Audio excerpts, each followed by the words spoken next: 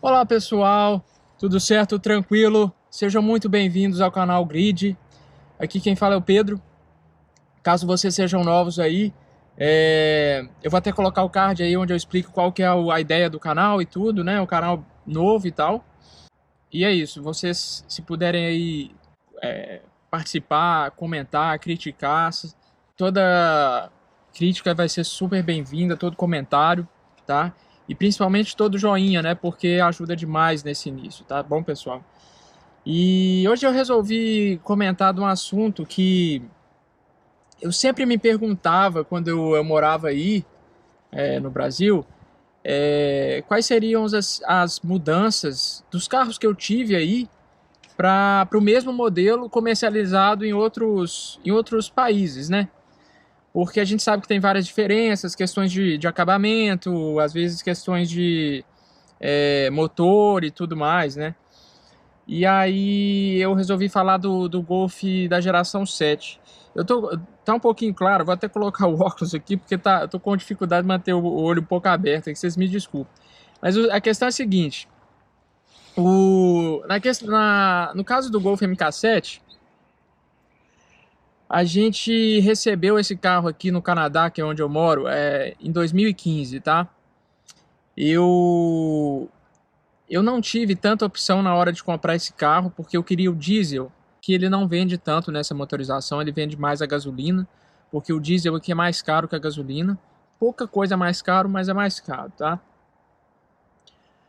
Mas eu tinha três opções, eu vi três carros, e os três carros, dos três, esse aqui era o único que não tinha nenhuma batida, sabe? Todos eles tinham um histórico limpo, porque aqui a gente tem um negócio que chama Carfax, que é tipo um histórico que mostra se o carro se envolver em acidente ou não.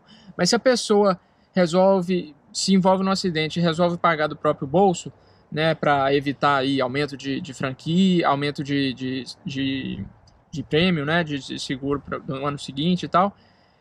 Aí se a pessoa faz o próprio bolso, naturalmente isso aí não vai constar. Então os outros dois carros que eu vi, tá, apesar de terem o Carfax limpo, né, eu pude ver assim, foi nítido para mim que os dois tinham um acidente. Um deles até faltava aquela tampinha do airbag ali, sabe? A pessoa teve que desmontar a coluna e não colocou de volta, enfim.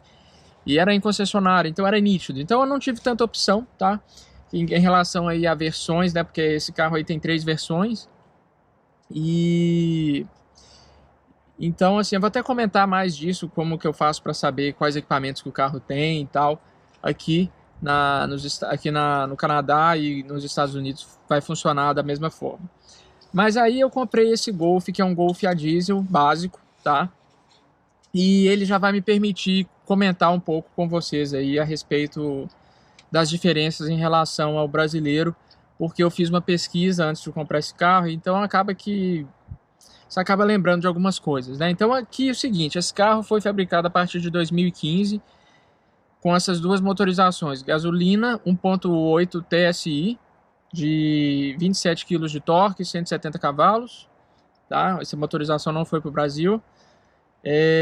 Tivemos também a versão diesel, que é a que eu tenho, que é 2.0 turbo diesel, de injeção direta também, 150 cavalos e 32 kg de torque. E tivemos a GTI, que é a mesma que vocês receberam aí, só que aqui nós tivemos a opção do GTI básico, que é o mesmo que vocês tiveram, e uma versão que é a Performance Package, que é o mesmo torque, 35 kg de torque, declarado, né, e 227 cavalos, ao invés de 217 da versão GTI comum, tá?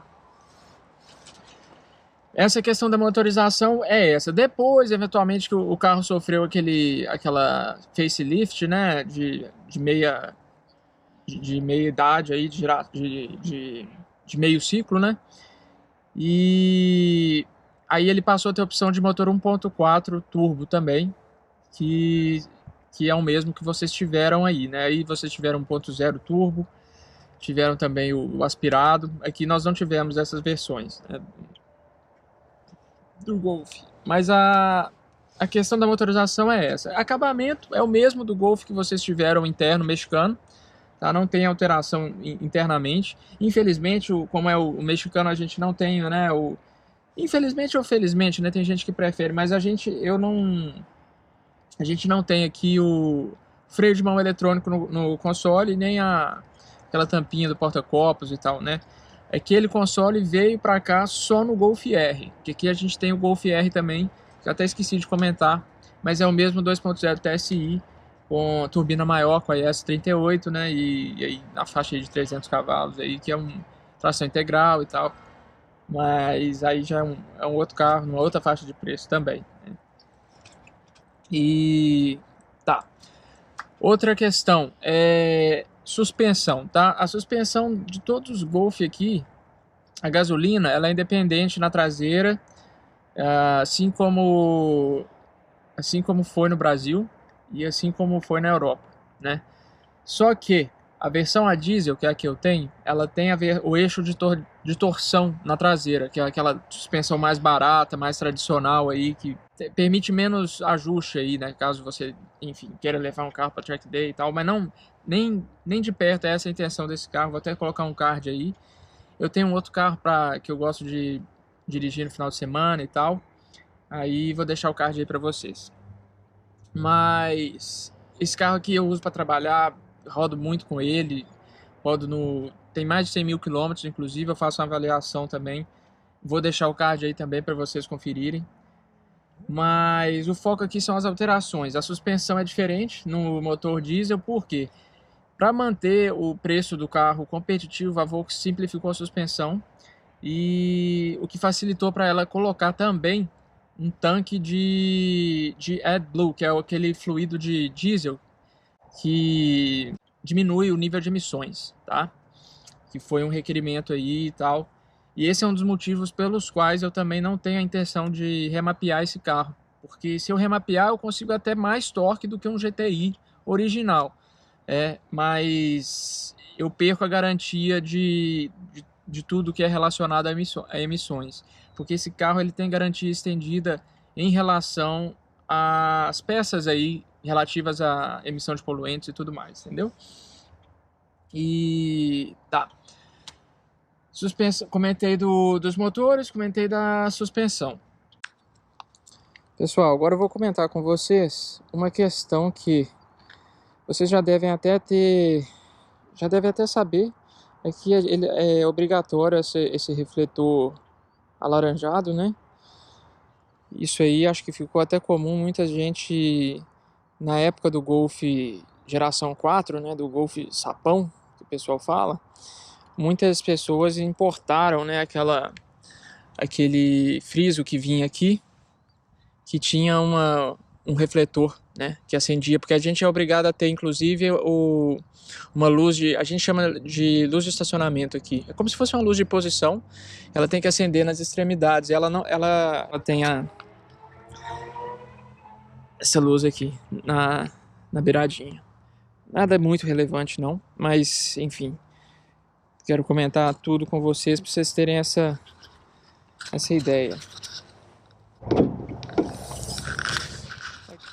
A novidade no caso é o motor, mas enfim. A outra novidade é aqui, ó. Vocês vão ver que não sei se vocês conseguem perceber. Tem duas conexões aqui, ó. No Golf que foi pro Brasil tem só uma, porque o que acontece? Dessas conexões aqui é um aquecimento, tá? Para não congelar o esguicho do limpador de para-brisas. Questão de segurança, né? Porque aqui a gente tem muita neve, então a gente precisa do esguicho sempre operante, né? Tem um outro detalhe aqui, por conta do clima também, que é específico dos Golfs aqui vendidos na América do Norte, que é isso aqui, ó. E na Europa também, né? Se eu não estiver enganado. É uma tomada que a gente tem aqui. Essa tomada aqui é para aquecimento do bloco do motor. Em dias muito frios, a gente tem essa opção. Ele vem com essa tomada, esses cabos aqui, ó. Tá vendo, uma tomada comum que permite aquecer o bloco. No exterior, eu diria que o exterior do carro, né, as alterações são essas. Não são tão grandes as alterações, mas tem uma coisa que eu queria comentar com vocês. Agora o sol baixou aqui um pouquinho, gente, vou até tirar o óculos. No exterior, as alterações são essas, não são alterações assim muito significativas, né? Muito pelo contrário, são as alterações bem... praticamente não altera nada, né? Mas a gente não teve aqui câmbio DSG, né? Só passamos a ter o câmbio DSG nas versões comuns. Claro, o GTI veio com DSG, o R também veio com DSG, mas a versão comum, a gasolina 1.8 turbo, ela veio com câmbio convencional, com conversor de torque. Agora, o câmbio da versão diesel, quando automático, ele é DSG, o meu é manual, tá? E agora tem um detalhe, que talvez seja um negócio legal aí para quem tem o Golf 1.4 DSG aí. A gente sabe que a mecatrônica não é lá aquelas coisas, né? Não é muito aí resistente. E aqui, apesar do Golf 1.4 não ter o câmbio DSG de caixa seca, que é relativamente frágil, que teve aí no Brasil, a gente teve o Jetta da geração anterior, que teve o mesmo câmbio. É um Jetta, mas esse câmbio só veio no Jetta híbrido, tá?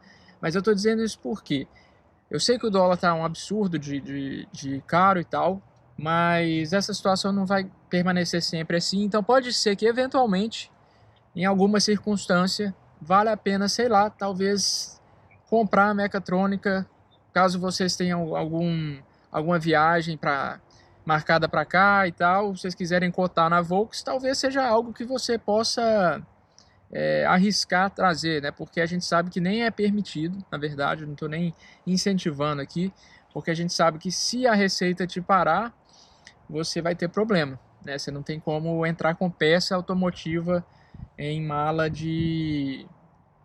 em bagagem, né? Você teria de trazer com frete pagar o imposto sobre o valor aduaneiro e tudo mais.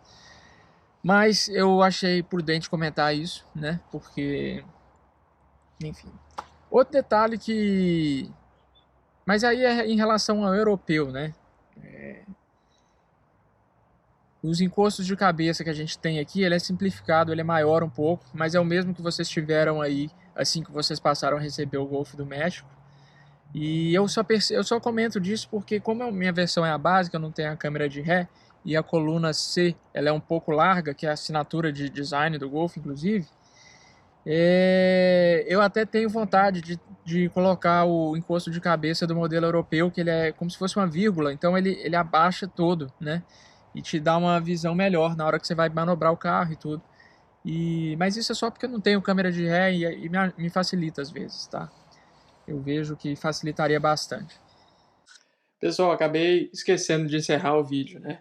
Mas é isso, eu espero que vocês tenham gostado.